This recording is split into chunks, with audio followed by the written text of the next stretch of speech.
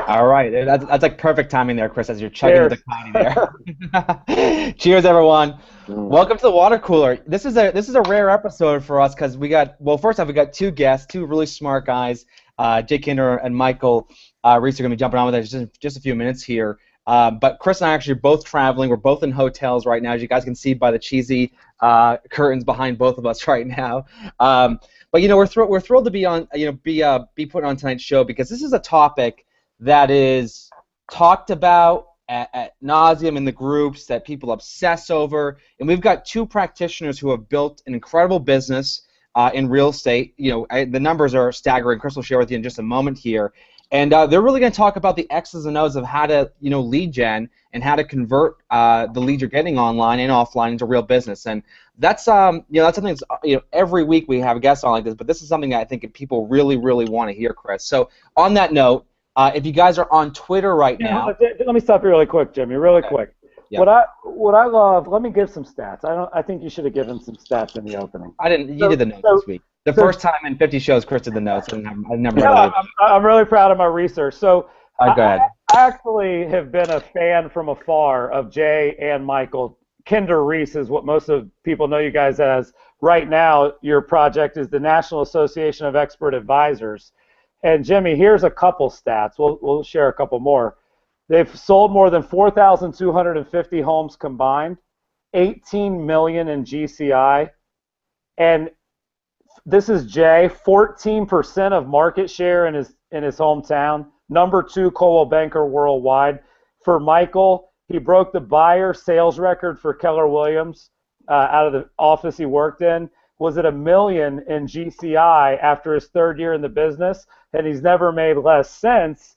And what I love is that he's chilling on a couch with a hat on a Wednesday night talking to us, because people that know how to run a business know how to also do the things that are not so businessy. So to get these guys in this environment, not at the conference, not in the coaching call setting, is exciting for me. And those statistics speak for themselves, Jimmy. That's insane. And they're not the oldest people that we've ever talked to.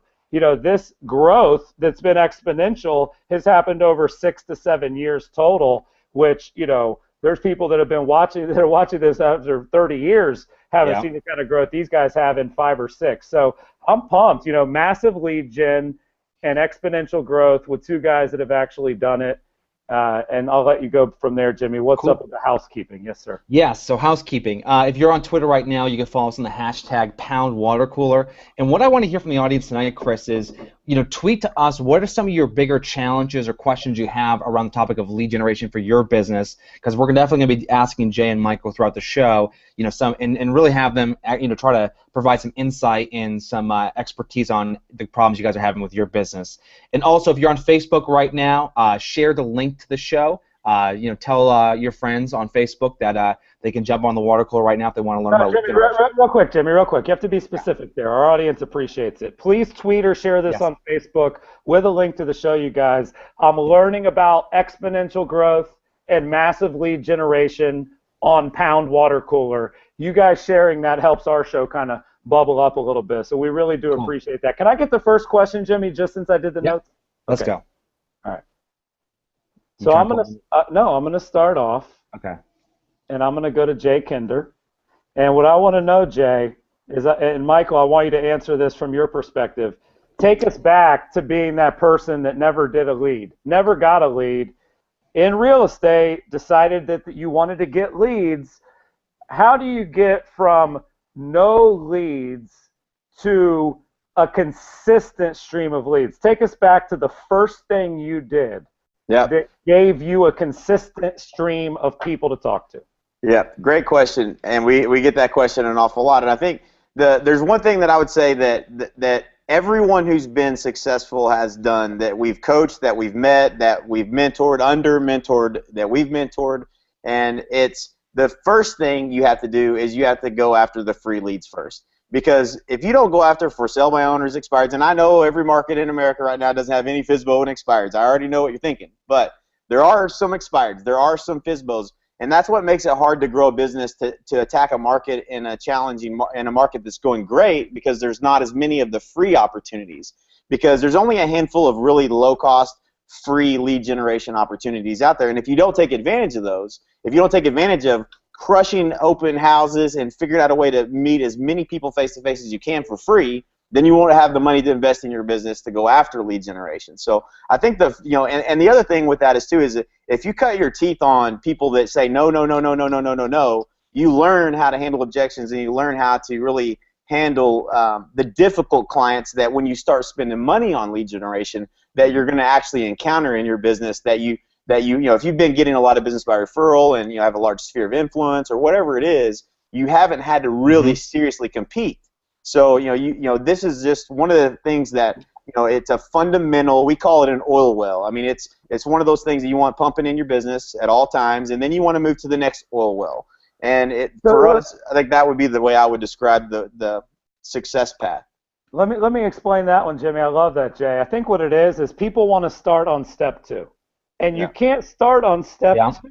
Step 1 is building a foundation so that you can feed your family, pay your bills, pay your mortgage. And you're saying, Jay, the quickest path to that in real estate is probably the quickest path in most businesses is rolling up your sleeves and doing some freaking work, right? And so the point is, if you're willing to knock on the doors and do the open houses, when you get to level 2, which is what the people watching tonight want to do, you'll be great at it. It'll actually be kind of simple compared to level 1. So why do you think so many people go straight to level 2, Mike? I'll throw it to you because I know that level 1 isn't sexy, but I think most people that get into a business, they know that the first year is going to be an example. So talk a little bit about that, Michael, and your perspective.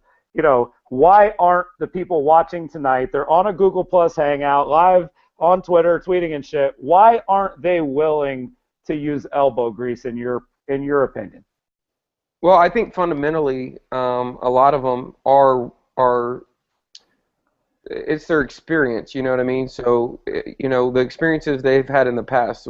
For us, a lead by definition is the process to identify somebody who's a potential customer for your service. And so people, they don't understand the fundamental principles that go into a lead. So they don't really consider an expired or FSBO a lead, just fundamentally. So they see an expired, they see a FSBO. They don't want to go and really do the things, which is hone their skills, if you will, and that's what it takes to convert those leads. Because unfortunately, leads don't mean anything if you can't convert them. So having leads does not translate anything into making money. There's more skills that have to.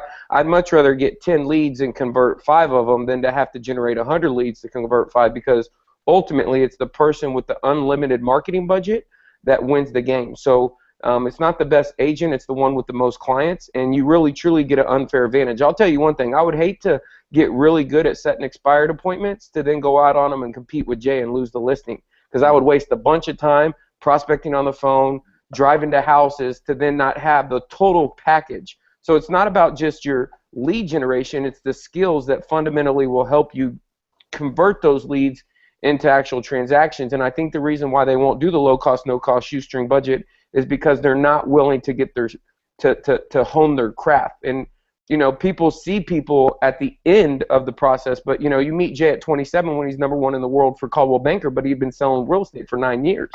And so you have to put your 10,000 hours in to become an expert, and ultimately what happens is, I believe it's not about investing in leads, it's investing in conversion at the beginning, because you already have leads. And where those leads are, those leads, you already have leads. Leads are the people in your community that have their home for sale by owner, or people who have their home for sale that didn't sell. So those are free leads, as we call them. You just then have to go in and go convert those. And then when you go to step 2, you actually have the revenue and the profitability to start investing. And it's at that point, you can't randomly nail boards together. You have to have a plan. You have to have clarity.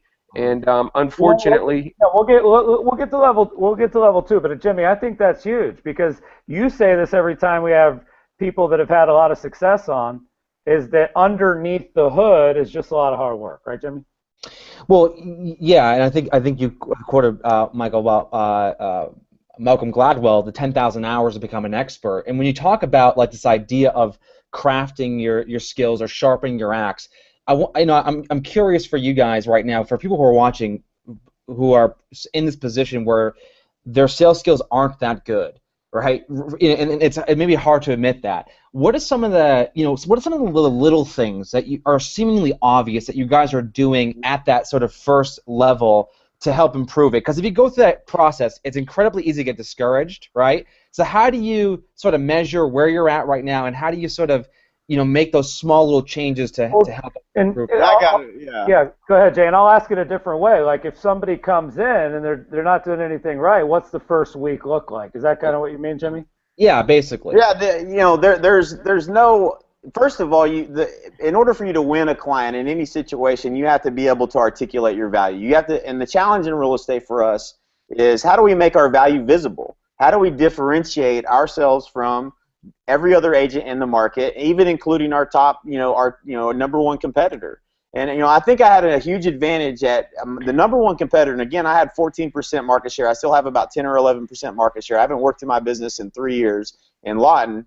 I now live in Frisco, Texas. But the reason that I was able to build the market share that I was because I had a great competitor that I went against every single day that made me better. They're in the top 10. You can look them up today. Pam, Mary, and Barry Zersky. They're in the top 10 in the world for RE/MAX. They do 600-something deals a year. They've got about 18% market share. And I competed with them every single day, every day for my entire career. And that, having to be able to differentiate myself from, and really what it was more important was, it wasn't about me, it's about the process. Having a proven, repeatable system to sell your home for up to 18% more than the methods of traditional real estate agents allowed me to have a process that added value to the experience for the consumer, and it differentiated me from my number one competitor. Because if normally I would just say, well, look at me, I sell 400 homes. I got proof, right? I mean, that's the number one thing that makes people buy, is that if they see proof. But when you got a competitor selling 600 homes, that doesn't work. So Jay, I'm sorry to cut you off, but as you're saying that, how would you compete against Jay? Right? If I'm selling 20 homes a year and this guy rolls up selling 400, or in this case 4,000, like, how do you what's the messaging there, right? Yeah. So obviously it's intimidating. Yeah. What is the value that you bring to the table that truly differentiates you, that adds so much value to the consumer experience that they should hire you above your competitor? And for us, what we've determined, and I believe where the real estate industry, what we wholeheartedly believe where the real estate industry is going is the average agent sells 6 homes a year. The average agent only has 90 hours of coursework before they become a licensed agent. We need to differentiate ourselves from the average agent. That's why we created NAEA. We want to be positioned as expert advisors. If you go sit and talk to your doctor, whatever it is that he tells you, if you no different than if it's a police officer who's got a badge and a gun, whatever they tell you to do, you just do. And that's the positioning that you want when you get into the listing. So there's a lot of pieces to the puzzle. You want to be positioned as an expert when you arrive. You don't want to chase, you want to attract. But if you find yourself face to face with someone and you can't differentiate what is the value that you bring to the table, you have to bring to the table staging. You have to bring to the table pre-inspection. You have to bundle and package services and make it easy for the seller. You have to give them clarity and as much certainty on the timeline as you possibly can. But before all of that, you have to have authority. So if you come in and you don't have any authority and you don't have any credibility, and you're competing to get someone who has a little bit of success in their business, you're already at a disadvantage, and that typically ends up in reduced commission to get the deal. And I'm just not in a position where I feel comfortable going into a competitive environment to get a listing and want to lose. I don't want. Yeah. I hate losing. Yeah. So how do we articulate that value and create a defining gap between us and every other real estate agent? And that's what we build. That's how we do it, and that's really I don't know any other way to do it other than to do it this way. Yeah, I think the quote there, Jimmy, is there's no better marketing or lead generation strategy than actually just selling a shitload of homes, right? Like, he recognized that the person that's the top of my market, now that they're there, what they're doing is they're advertising that they're there. I'm selling 600 homes a year. If I were going up against Jay, though, there's always a way to go ahead. Can I tell you the problem with step one right now that people don't even know it's a problem they don't know they have? Please. The problem is that when I was calling expireds in 2003, everyone had phone numbers. Now they have cell phones. Mm-hmm. And The problem that, to answer your question earlier is, why do people not do it, is because they don't find it successful. And it's because, just so that everybody understands, your success with expireds and FSBOs is elastic to the ability to get the contact information. And so we struggled and actually hit a low spot where, we used to get maybe 8. Well, back in the day, Jay, me and you had this conversation the other day. We just used to look up the numbers. Then we would have these companies that would give us access to the numbers. And all companies' data isn't the same. And so, right now we're getting email addresses, cell phone numbers. The more information you can get, the person who has the contact data on a homeowner that nobody else has, then obviously you're not competing for that person. So let's say there's 116 expireds in my marketplace, and we're all going to the same guy down the street to buy expired data, and we're all getting 20%, 25%. What we found is there is an actual method where you can get 100, 200% more data on an address in today's world of technology. And it's those types of resources. I showed Jay this morning. We literally got email addresses for every expired that expired today. With an email address, you can go do retargeting on Facebook. Yeah. You can do perfect audience. So now they're seeing your branded impressions. They're seeing your postcard in the mailbox. So Michael, what you're saying there. Go ahead. I think what's just interesting is that what you're saying there is like the game sort of won before it even starts. Because if you're doing a lot of research up front, like you're saying here, before you pick up the phone and call, like that, like you already have a distinct advantage by doing something like that. And I'm actually curious if you have any recommendations on sources, because we're still on step 1 obviously here. Recommendations on sources to actually find email addresses, cell phone numbers. Yeah, we use Leads Today, and they Leads Today, they provide us with, they give us the Facebook handle, the Twitter handle, the LinkedIn handle, the cell phone number, every contact, the payoff, the sales price. Here's what this is. This is what people in the web at large would call big data, and and it's things that people aren't taking advantage of because the information's out there. It's really about grabbing it. I know RedX and like Mojo and Vulcan 6, and there's like 15 different companies, Leads Today, where you can get the data. I think what really the key here, Jimmy, is will you make the calls? Like we believe in the future, at least if you read the book, Jimmy. Did you read the book? But the fact is that all that data is not equal. I agree because like we were getting. Listen, when I think what's interesting is the web evolves, and if you're not playing, you don't evolve with it. Right? And that's what I've learned from you guys and just the shit I've been doing for 5 or 6 years. If you're not trying, you'll never be good. If you learn like you live forever. Because like for me, it's like, in the past, an email was like, shit, if I could just get email, opt in, go, build a huge list. Our clients, we could get them 150 leads, 200 leads, but they'd rather have 20 with more data. I agree, Michael. Name, phone, email, time frame for selling. What do you think your home's worth? Are you selling it soon?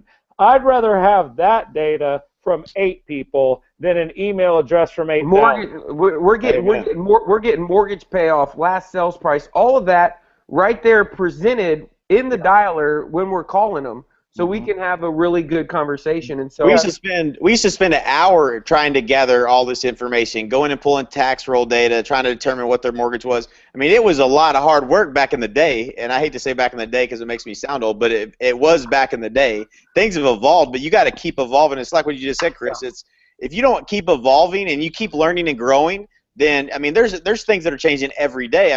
We couldn't get Facebook, and there was a tool. What was that tool, Mike? We had for a while that allowed you to get the Facebook and the Twitter handle. Pipple. There's a lot of stuff. PIPL. They didn't get all the Twitter and Facebook handles. Do they get that now? Jimmy, what is the one that Dan uses that rakes that stuff in? It's like it's a third party. I can't even think of that. But there's you have things. If you guys go to producthunt.co, there's actually every week they got a tool out there that actually. Hold on a second. You gotta say that again. I gotta write that down. I'm here to learn. Yeah, it's producthunt.co. I plug these guys every week. We got the founder coming on the show in a couple weeks. Producthunt.co. But they actually have every week I see a new tool that you plug in someone's email address and they scan the social web to find all the information they can scour, not just Twitter handles and Facebook links, but like obviously because everything else what they're sharing. A lot of people think that's weird and creepy and scary and you know what I have to say about that? You need to either eat or be eaten. Let me tell you something.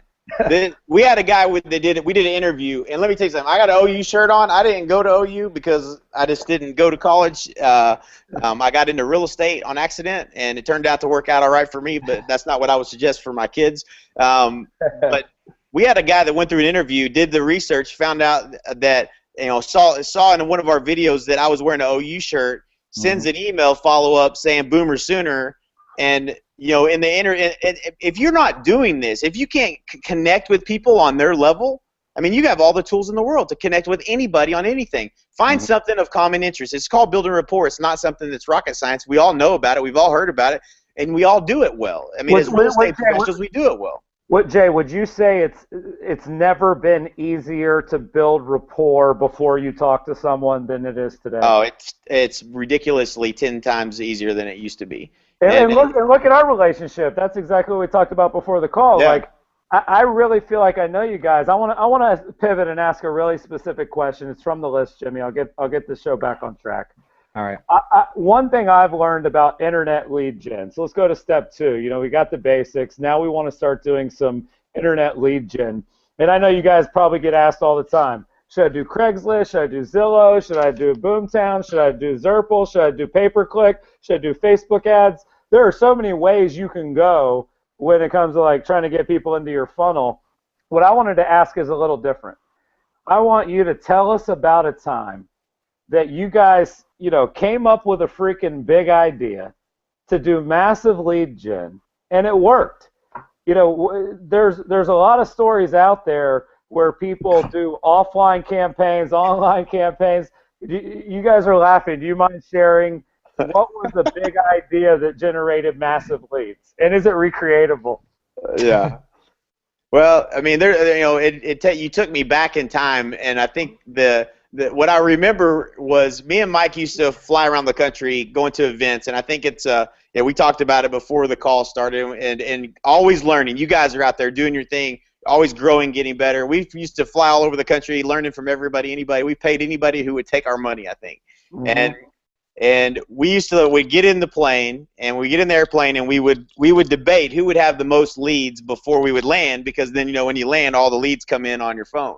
Yeah. And this was back a long time ago when when that was a big deal, but you have such a huge advantage if you're able to generate leads. And I don't know, Mike, I know leads are, this may be more up your alley than I know you're thinking of 2 or 3 things I'm sure that we've crushed in terms of lead generation. But I mean, we still do generate thousands of leads every single day, and not just day, month.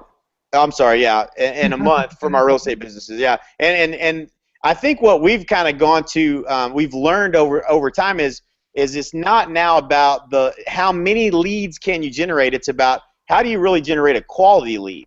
Because we get drunk on leads. I mean, I know real estate agents that have bought $1,000 a month. They bought every $1,000 a month tool in their market because they didn't want anyone else to get them. Yet they don't even set any appointments from any of them. I mean, I talked to a guy yesterday. I kid you not. The guy's making probably $200,000-$300,000 a year, but the number of appointments set this last month in March was 4 appointments set from 1,200 leads. That's it. You know what I mean? Like, we get so caught up on the idea of generating leads. It's not hard. What do sellers want? They want to know what the price of their home, the home value is. Those are easy to generate those leads. What do buyers want? They want selection. They want to search for homes. You provide that portal, run an ad anywhere you want to run it. You're going to generate leads. It's easy to do that part. The part that's hard is how do you cultivate? This is the question I want everybody to ask themselves. It's not even a lead though, because they weren't searching for you. That's right, exactly. That's where I was going, Mike. And I know, and I'm gonna let you have it after this one comment, because it's about attract, not chase. These are not leads. If they want to know what their home's value is, and they didn't ask you what you think their home's value is, then it's not really a lead. If they're not asking you to help them with the purchase of a home, then it's not really a buyer lead. It's someone that's searching, and we trick them into giving them our contact information. You have to attract, not chase. So the question becomes not how do I generate more leads. It's how do I position myself as an expert in the eyes of this person? How do I add so much value that they're willing to write a check and pay my fee to do business with me? How do I position myself as an authority? That's the real question we have to ask ourselves, because let me tell you something. If Zillow decides to flip the switch and say, let's just connect all these buyers and sellers to hell with real estate agents, we're all fucked. It's over, because they have the buyers. They have the sellers. Why do they need us?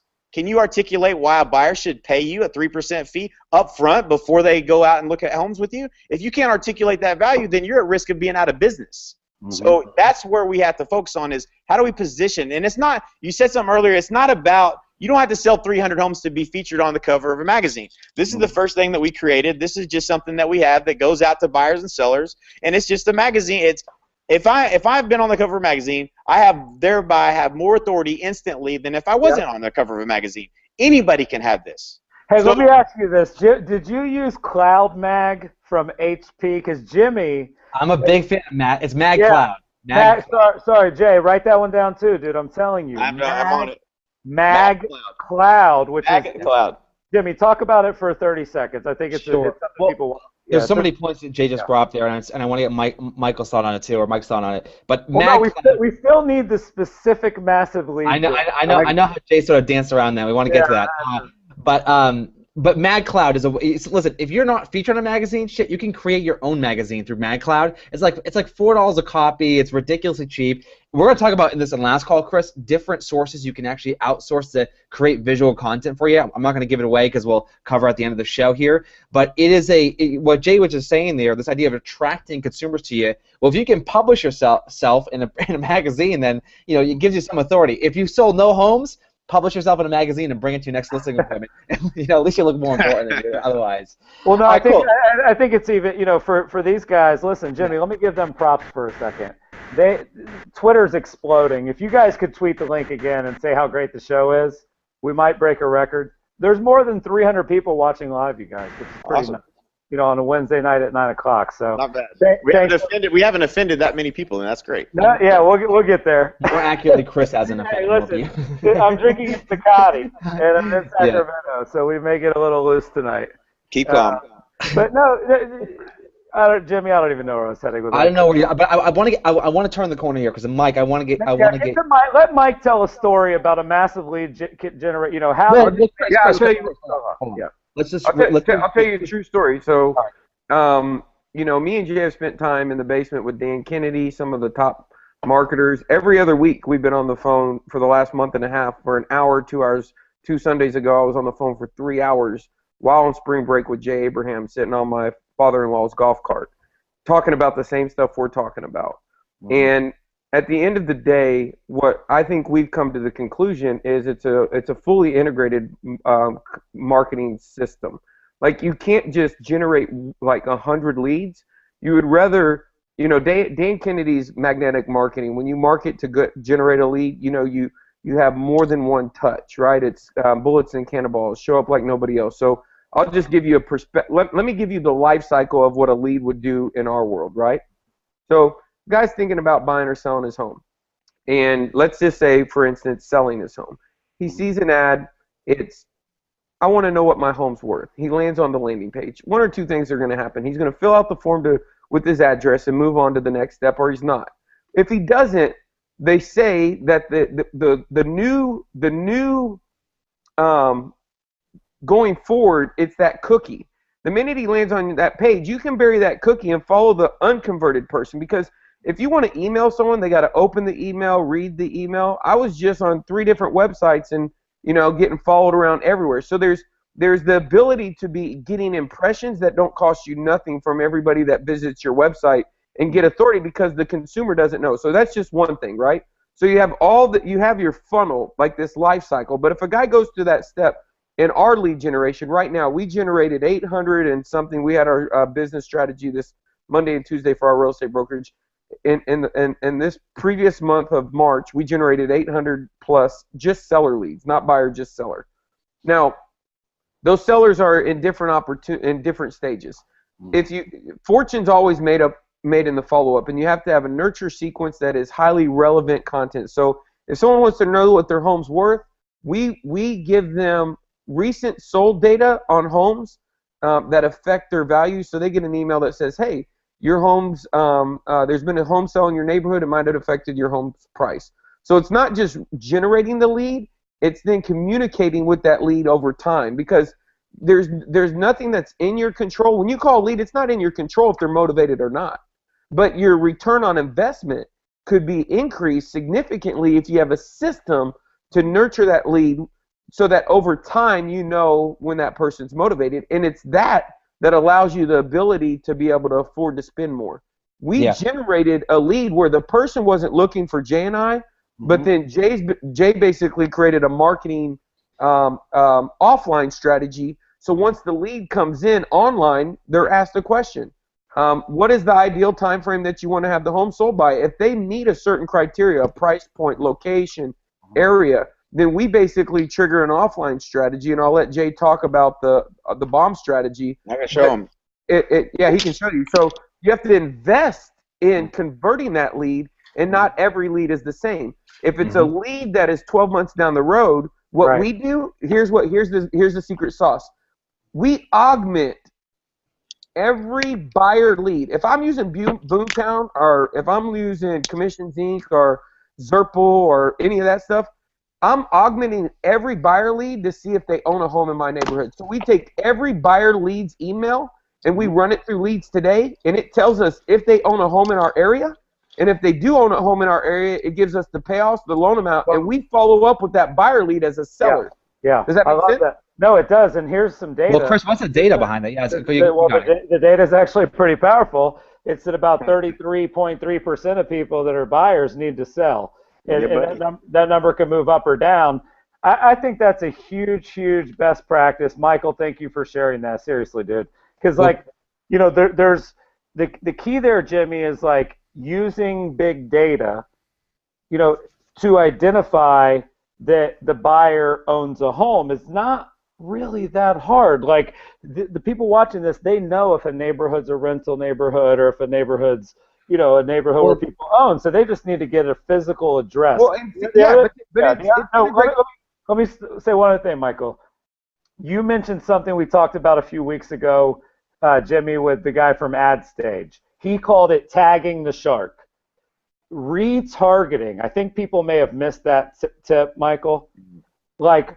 You can now follow up with 100% of your traffic, right? You can't follow up with 100% of your traffic through email, right? You can't call 100% of your traffic, but through cookies and things like AdRoll and Facebook's Ad Exchange Network and all these things, you can now follow up with 100% of your traffic. And that's a big, big deal. And when you follow up with people that have already been on your site and you're advertising your site, if you guys look at some of the data from AdRoll, the data goes through the roof.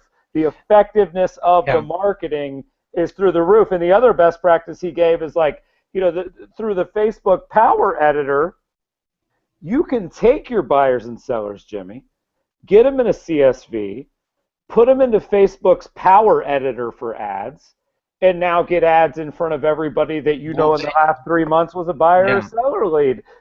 These are huge best practices. So here's the worst part about it, Chris, and Jimmy, and Jay, is that there's a technology gap, and even though we're using all these terms that me and you have the ability and the tenacity to figure out, most agents don't. So you have to have somebody.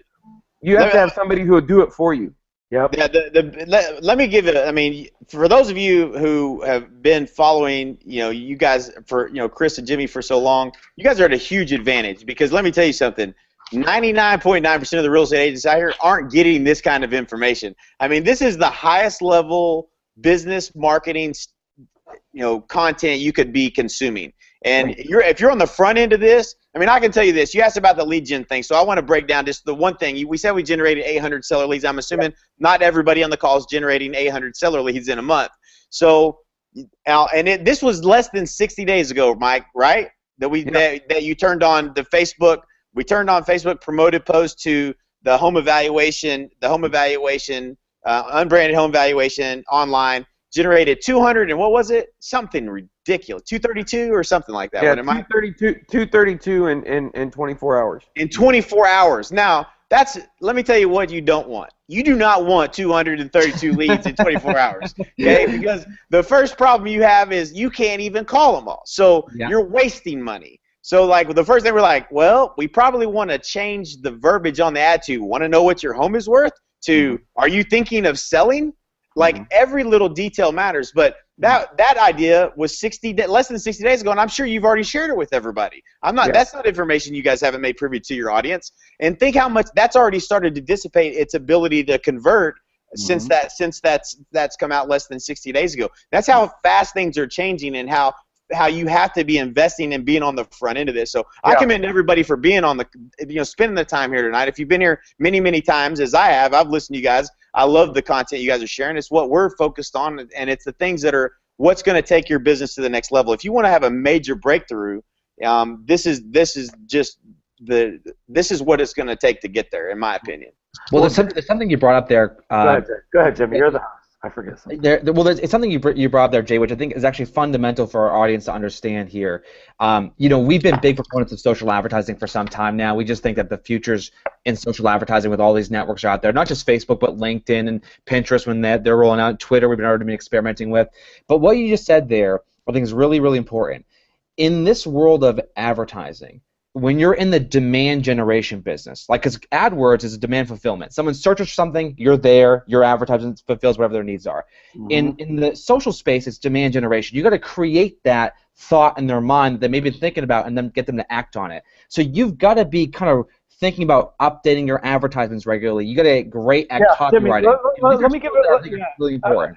No, I can't believe how on the same page we are. And Jay, we haven't talked a lot, and I wish we had, but we're building our business as well around a lot of the things that you guys are talking about. Marketing automation, not looking for volume of leads, looking for people that actually are going to do something.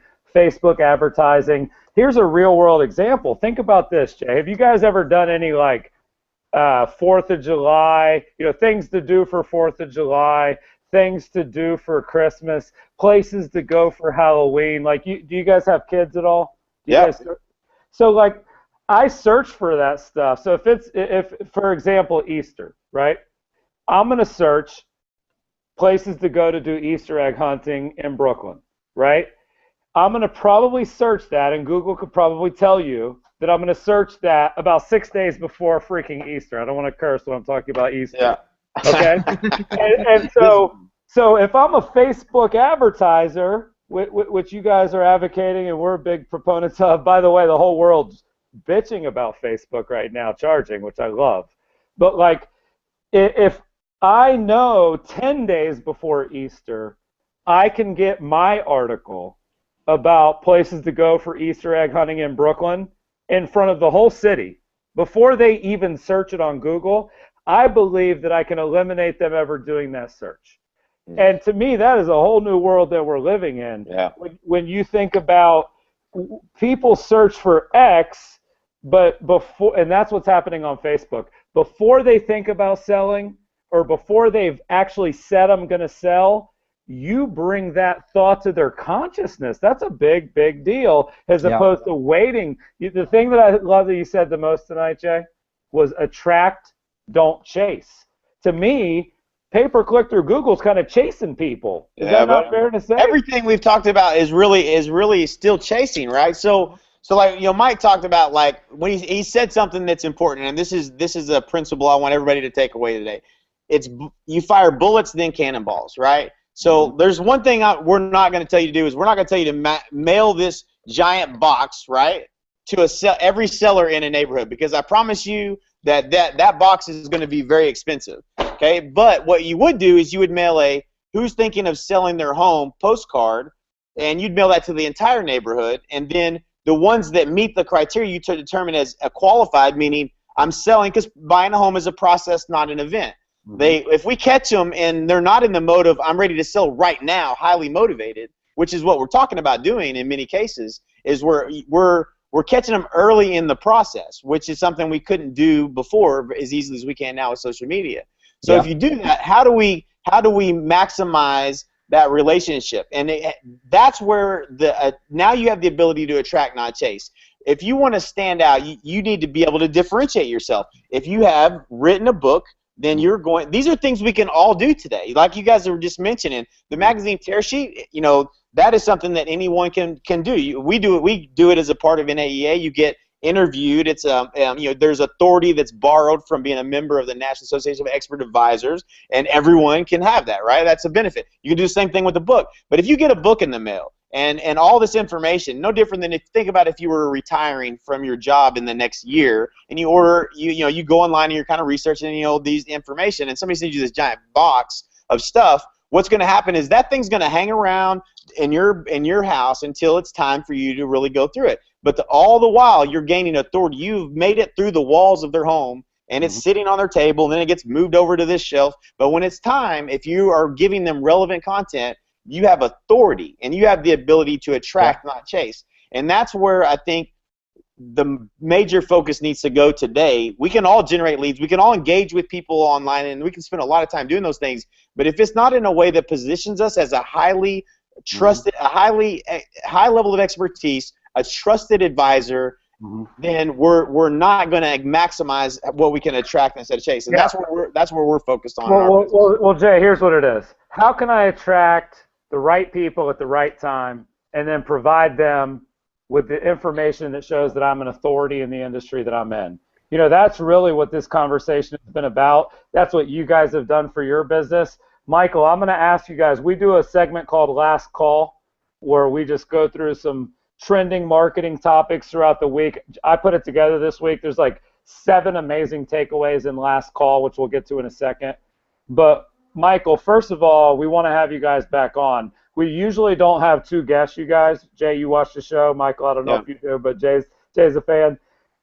Having both of you, I feel like we should have had you guys almost individually, and I want to have you guys back again. But Michael, if people right now are going, wow, these guys get it, which I know they are. We've got massive audience on Twitter. People are pumped. How can people connect with you guys to learn more? I know, Jay, you mentioned a freebie they can get. What's the best place for people to keep in touch with you guys after tonight?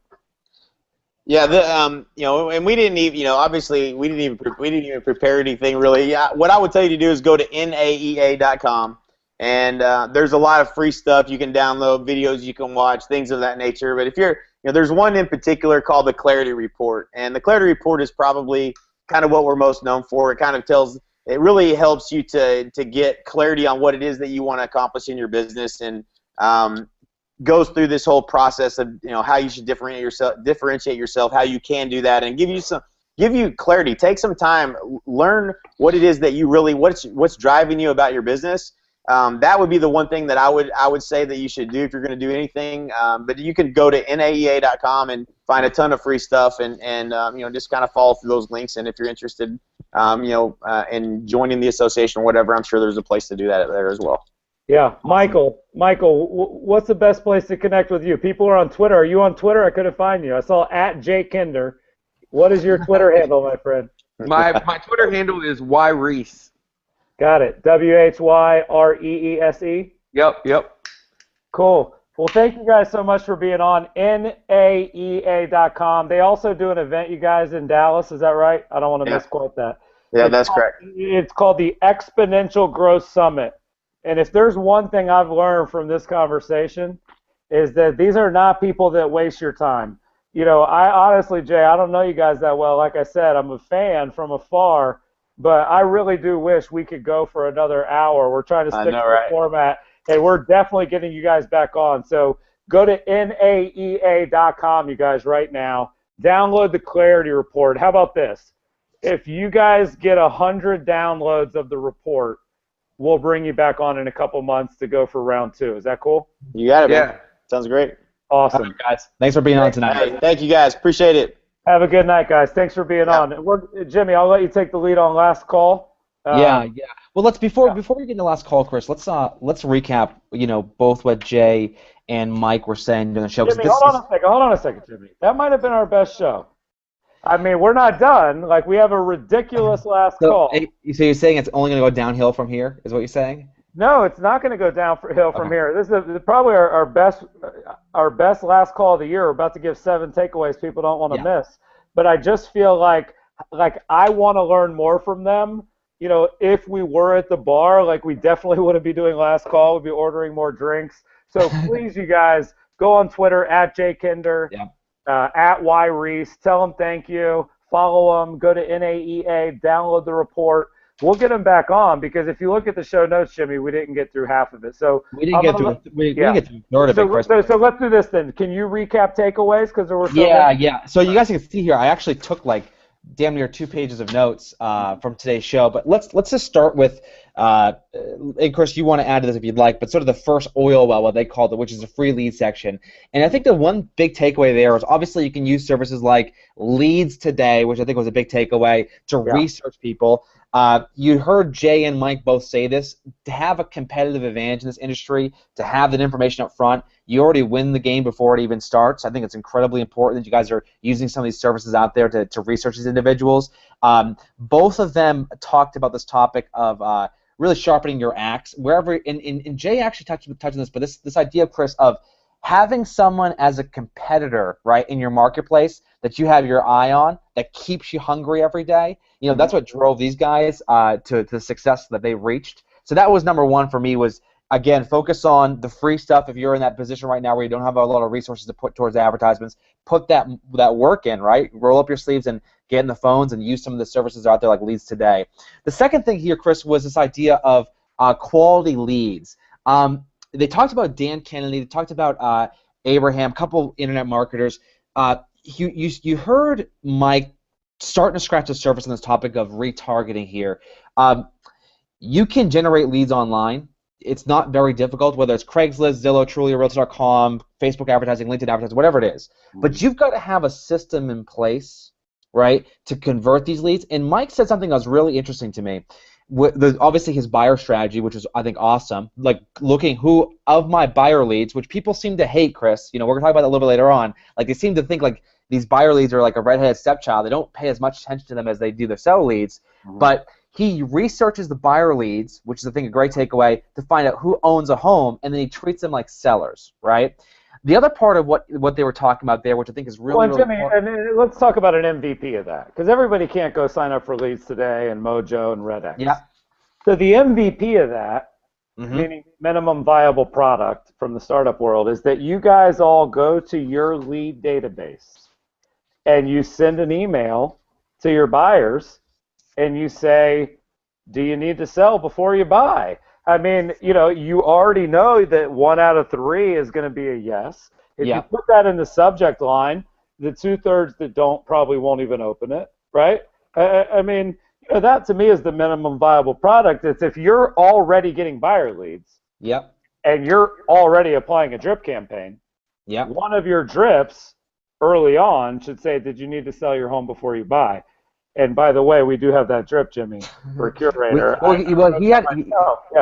He had a great drip that I'll give away here because I think it was really subtle and he went through it quickly. But we'll slow down and just cover this. But Mike said this and it stuck with me, which is the fortune is in the follow-up, right? And this is something. There's so much data around this topic, guys.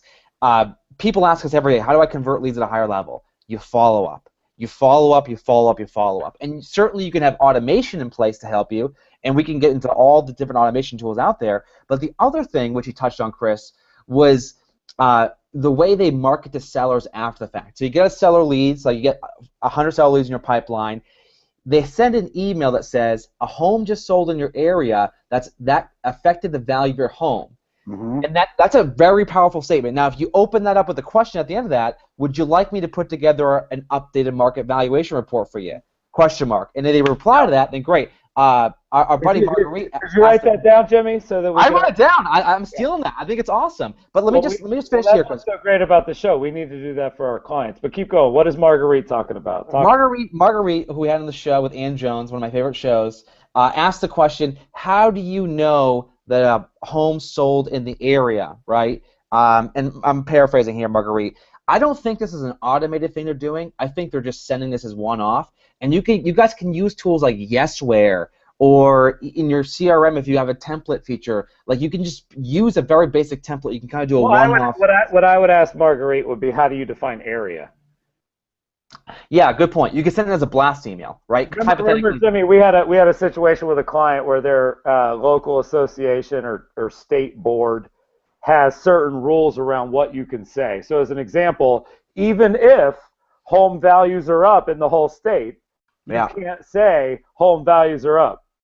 And that gets people nervous, right? Like I think that's what Marguerite's saying. I want to be ethical, and that's important. I want to be truthful. Truth in marketing is very important.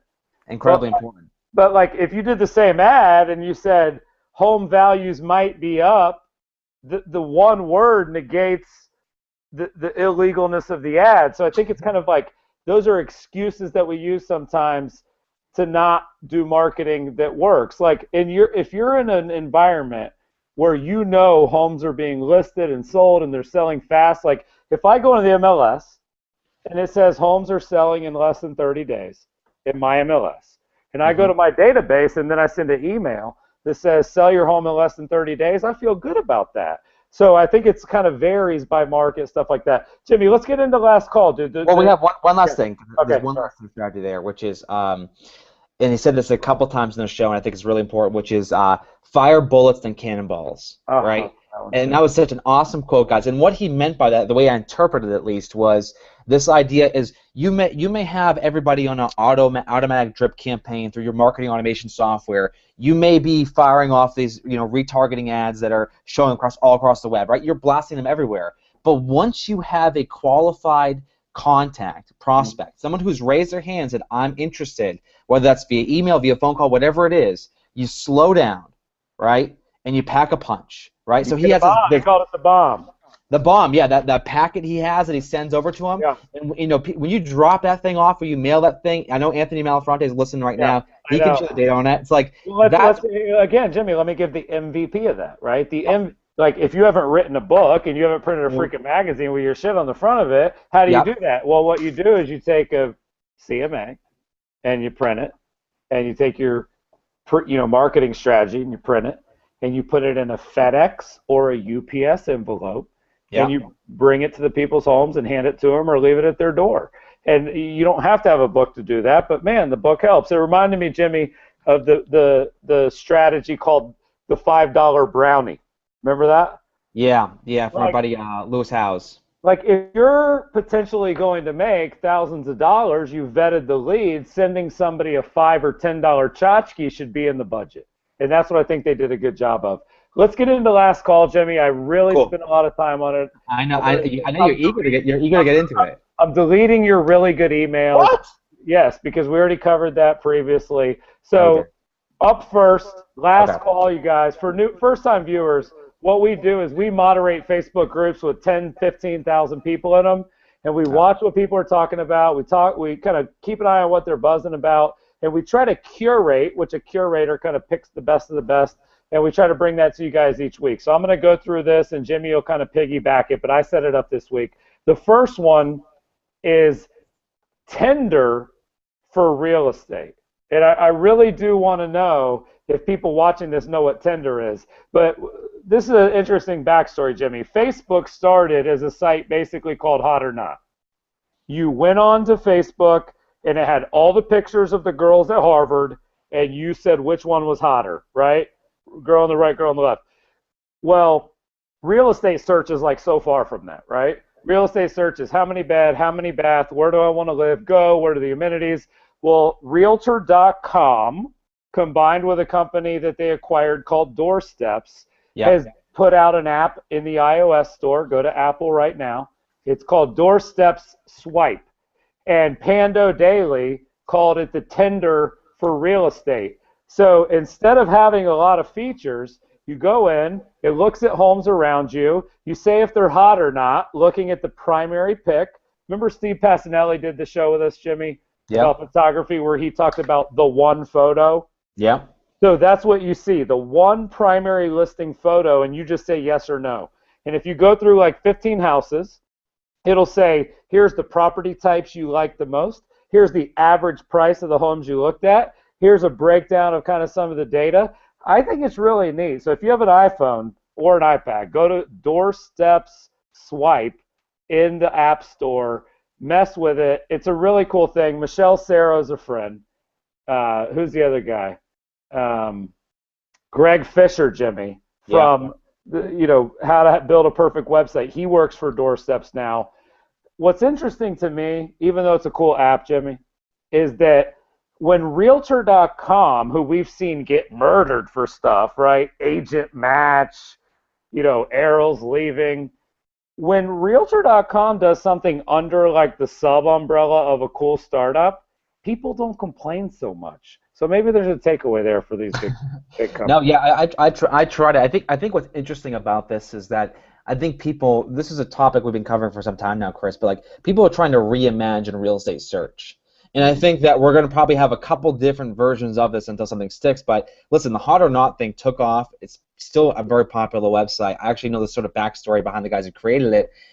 This is a really interesting application, and we hope the best for Michelle and the team over there at Doorsteps, because I think this is a step in the right direction. If you use it, I think the really cool piece of it, Chris, is the profile that it actually creates for your type of home that you love.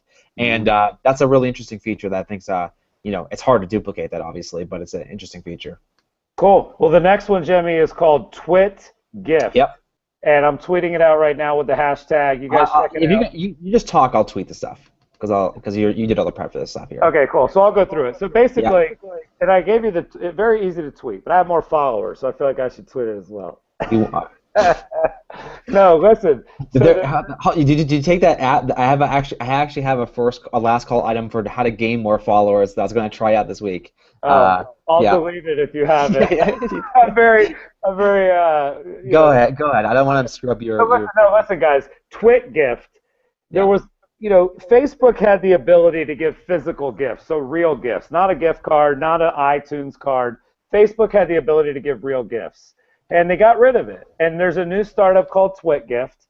And I twit gifted a gift today to Lisa Archer after learning about it from a tweet from Chris Brogan, who's a future guest on the show later this month, by the way. We have Chris Brogan, who's going to be on the show. And what sold me, Jimmy, there's only 3 things you can give. They're all between $10 and $15. But you go to Twit Gift, you put in your credit card, you put in the Twitter of the person you want to give it to. It tweets them. They put their address in, even if you don't have it. And then it auto-tweets for them. Thank you, Chris. Da-da-da. I sent bourbon marshmallows to Lisa Archer. And they same-day shipped it. They tweeted her. She loved the experience. The best part of it, when you get the packaging, they have a blue feather, almost like they plucked it out of like the Twitter bird. And that's what's on top of the packaging. Virtually makes it impossible not to take a picture of it and tweet it. So I love social gifting. I think Facebook made a huge mistake by going to virtual only. Twitgift.me. Unbelievable stuff. Hugely effective within 1 minute of sending it. Next one, you guys, Room Scan. So Jimmy, did you ever try the app called Magic Plan? Yeah. So I have my opinion on this, Chris. It was a disaster. Like, it basically made the entire room into an octagon. So I tried it. It's ROT, I think, for average realtor. I think you should outsource this. But go ahead. What makes Room Scan different and better, I guess? Yeah. So the high level is that if you're a realtor, you do rentals, whatever it may be. It's nice to have a blueprint. So if I'm moving into a home, if I know the right dimensions for the living room. So the last one, Jimmy, Magic Plan. You had to take your phone and point it in the corner, and the laser had to line up in the corner. Yeah. And then you had to do the next one. It was really what people would clusterfuck. I don't want to say that too loud. Okay. What you do with Room Scan is you put the phone on the wall. Yeah. And then you put the phone on the next wall. Yeah. And so you actually hold the phone to the wall, and it gets the reading. It's getting great reviews. People should check it out. It's in the iTunes store. Well, we'd love to hear from you guys, on the accuracy level of this stuff. Let us know. Keep us posted, because we'll talk about it next week as well. Because I think it's a great idea. No offense to Magic Plan, but it just was way too hard for me to use. Yeah, Magic Plan to me kind of crashed and burned. So up next, awesome takeaway here. I invested in something this week called Blinkist. BLINK, so Blink IST. And I love business books, Jimmy. We've got Chris Brogan, who wrote a book coming up. By the way, I'll get to this in a second. Ben Kinney's coming on the show. We got this guy, Jonah. He wrote like a freaking crazy New York Times bestseller. We got another author. And I love business books, but it's hard to keep up with them all, Jimmy. I mean, if there's one I would definitely read, if I had the time, I would definitely read People Work from cover to cover. But do you have that laminated? What's on the cover of that? No, this is actually wrapped in plastic in case I ever sit next to anyone important on first class. So anyway, Blinkist, it gives you the ability, Jimmy, to read nonfiction books, business books, and it gives you kind of the 15-minute summary. This is a very popular service. There's one like CEO, something like 15-minute summaries of books. So you go on your iPhone, you download Blinkist or your iPad, and we have a guy coming on named Jonah Hill, or Jonah something, Jonah Berger, and you go on and you can read his book in 15 minutes with all the biggest takeaways per chapter. So that's huge. It sounds like cheating, kind of, right? But I think what I think you may uncover is if you read it in 15 minutes and you find out like this is something that's like fascinating, you can kind of just be able to, actually read the entire book at that point, right? I'm assuming. Yeah, exactly. And here's another example, Jimmy. Really quickly, I'm so excited about this. This is an advanced copy of Chris Brogan's new book called "The Freaks Shall Inherit the Earth." I just read it cover to cover on the flight out, and Chris is going to be on the show. I think it's April 28th, April 29th. Chris Brogan coming up on the WaterCooler, Jimmy. That's a big deal. And what I loved was that the team from Wiley, his publisher, awesome handwritten note right on the cover. That's what we call people work. Awesome. All right, cool. We got two more. Yeah. You're not getting rid of my last one because I actually have a good one here. I'll let you take the last one. The next one is something that was like one of the most discussed threads in the group, Jimmy. I can't believe that, but it was. And there's an infographic. I just tweeted it out, and it's called "Sitting is Killing You." And there's a lot of research around, if you sit at a desk for 4 hours, 6 hours, 2 hours a day, the impact that has on your body. There's a big phenomenon happening around standing desks. That's what the thread was about. Yep. What I just tweeted out, Jimmy, there's a Kickstarter campaign. There's two I found that are really cool. The one, it attaches to your current desk, right? So it's like almost like a clamp, I don't do carpentry, but like a clamp, right? Yeah. And then it can raise it up so you can stand while you work.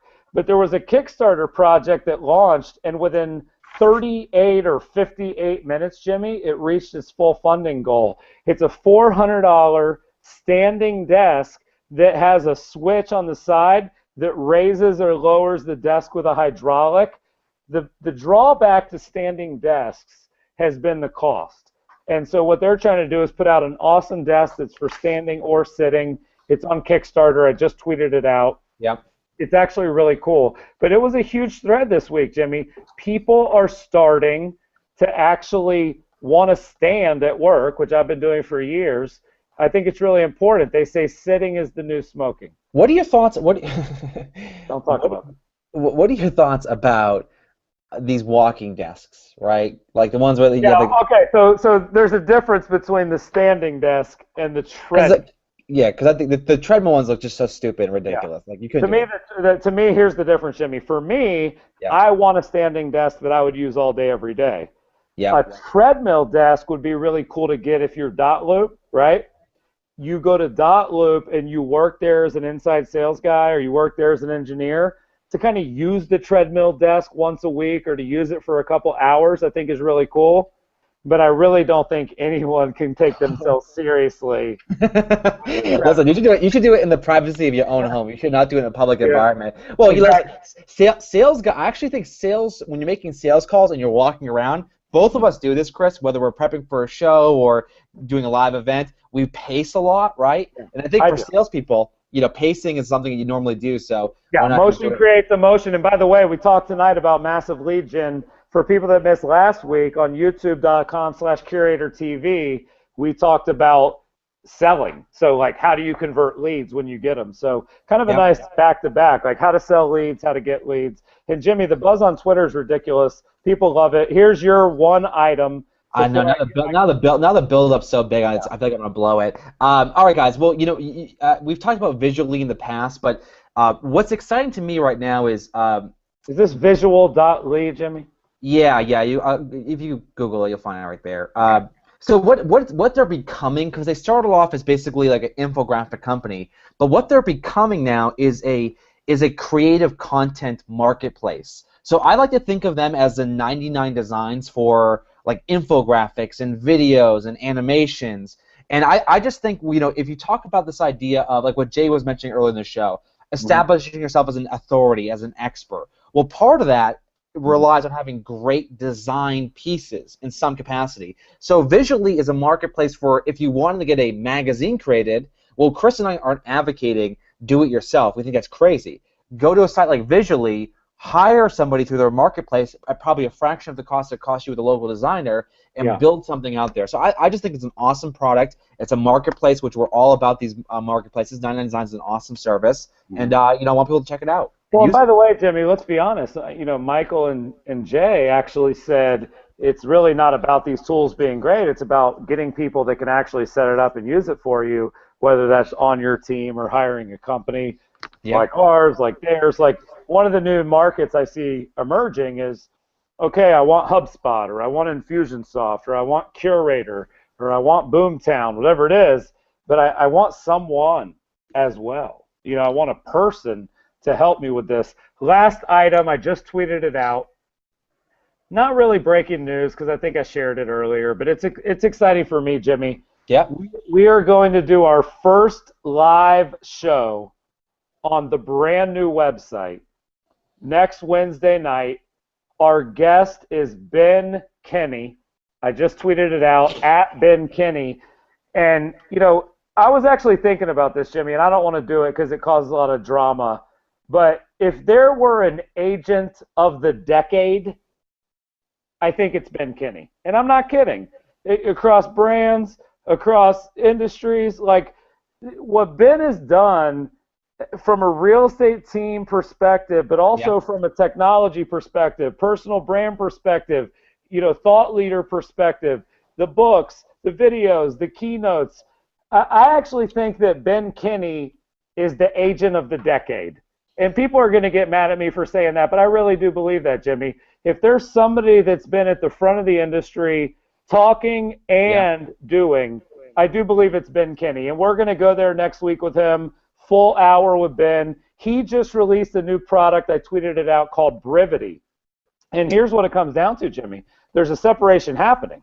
There's these top teams like Michael Reese, Jay Kinder, Ben Kinney, Sue Adler, Lisa Archer, right? These teams are inheriting the earth, right? And so they need technology to handle a pipeline of 80 listings, 70 listings. How do you communicate effectively with a seller if you have 80 of them? That's a challenge for a guy like Ben. So Brevity is a new technology that's focused on basically communicating with your seller listing, which we know there's been a lot of data that shows, sellers don't think agents earn their commission. It's a beautiful technology, Jimmy. You saw it, and he's going to come in and talk about it. We're going to be excited to talk about it next week in terms of whether small teams can use it, big teams, or it's only for big teams. And it's going to be an awesome show. Chris, let's close on this note. I'm going to do something really quick, Jimmy. By the way, for our loyal viewers that are still watching. Yes. As soon as we hang up the show, this is probably not something I should do, Jimmy, but I had 4 Tecates. Okay. That's only 3 of them. I had 4. I am going to tweet out a link to our new site, even though it's still on the development server, because I want our hardcore fans to get a look at what we've built. So as soon as we hang up, I'm going to tweet it out, and it's going to be a link to our site that launches in the next couple days. I think that's cool to do for your loyal fans, Jimmy. I'm sorry. All right. It's your baby, so you can do it. All right. On that note, I'm in KC right now, so anybody who's in KC right now, come to the Recharge event. I want to give a plug for these guys who invited me out here and gave me some great barbecue. Chris, you're in San Jose. Did I hear that right? Yeah, I'm in Sacramento. You're totally Sacramento. wrong, but I'm actually speaking tomorrow for Coldwell Banker Gin Blue.